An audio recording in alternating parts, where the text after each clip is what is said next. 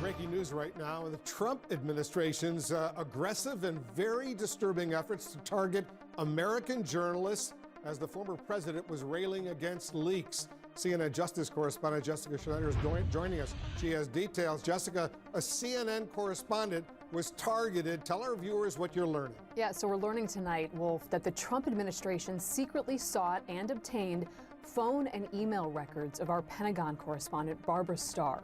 Now, Starr was notified by letter a week ago that the Department of Justice, under former Attorney General Bill Barr, obtained her records covering a 2-month time period, June and July 2017.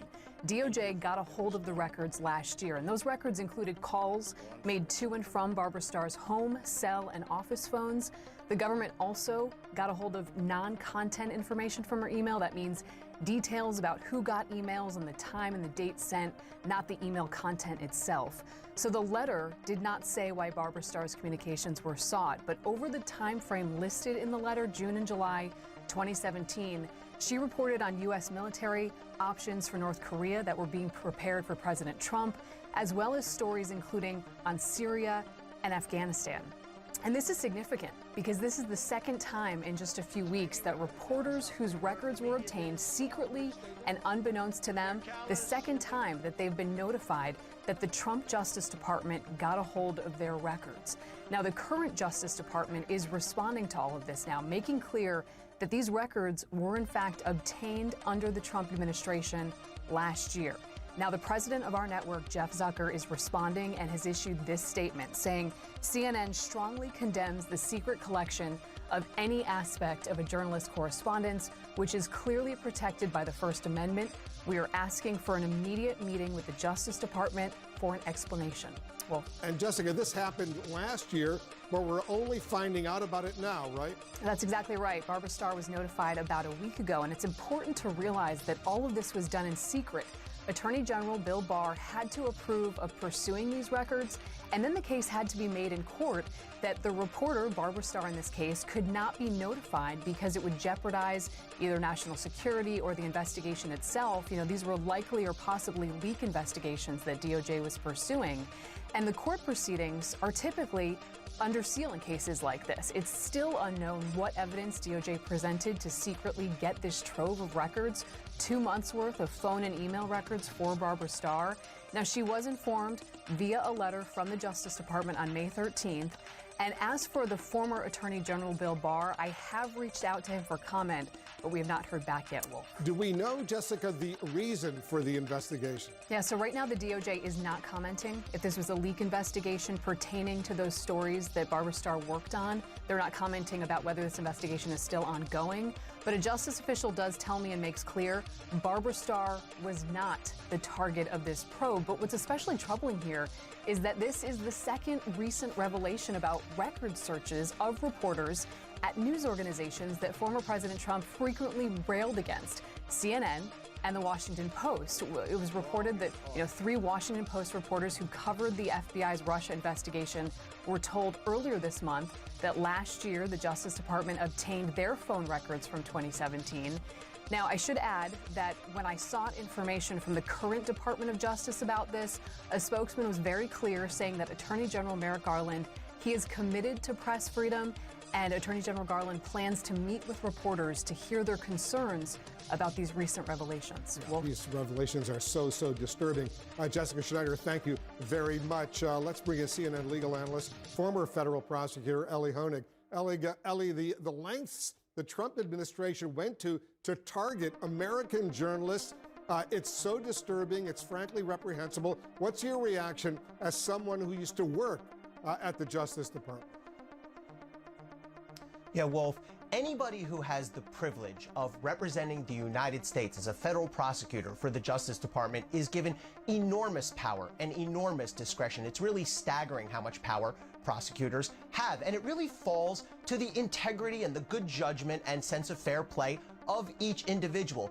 In this case, Wolf, unless there was an imminent and grave threat, and there's zero to indicate that, then this was a monumental abuse of power, and it had to go to the top of the Justice Department because under Justice Department regulations, this would have to have been approved by the Attorney General. this wasn't just her phone number at the Pentagon, Ellie. This was her home phone, her cell phones, her personal email accounts. The scope of this intrusion is really staggering, isn't it? It is, Wolf. It's an incredibly invasive procedure, and DOJ regulations recognize, because the First Amendment is at stake here. The First Amendment, of course, is the cornerstone, the heart of our democracy. And when the Justice Department obtains this information through subpoena, an almost entirely one-sided process, that sheds a real pall over the First Amendment. That's a real threat to the First Amendment because it will frighten people. It will deter them from talking to journalists, because if they believe, well, if I speak to this journalist, Barbara Starr, or anybody else, DOJ may pull those records and see that I'm talking to her. And so that's the danger really at issue here, Wolf. The former President Trump, he, as all of us remember, during those 4 years, he almost always viciously attacked the news media through his campaign, through his presidency. How chilling is it to see that the Justice Department followed suit and targeted American journalists like this?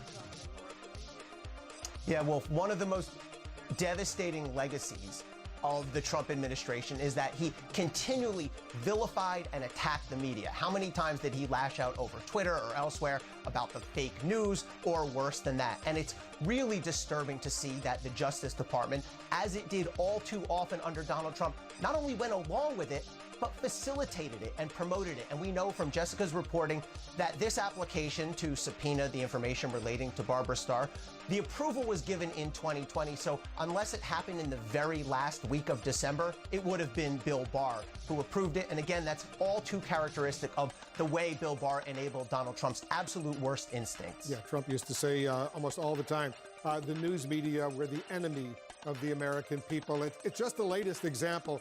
Just in the last 2 weeks, we learned that the Trump Justice Department secretly obtained phone records of several Washington Post reporters, not just Barbara Starr, our Pentagon correspondent, who's distinguished, highly regarded, been there for many years. How persuasive was this, all of this potentially?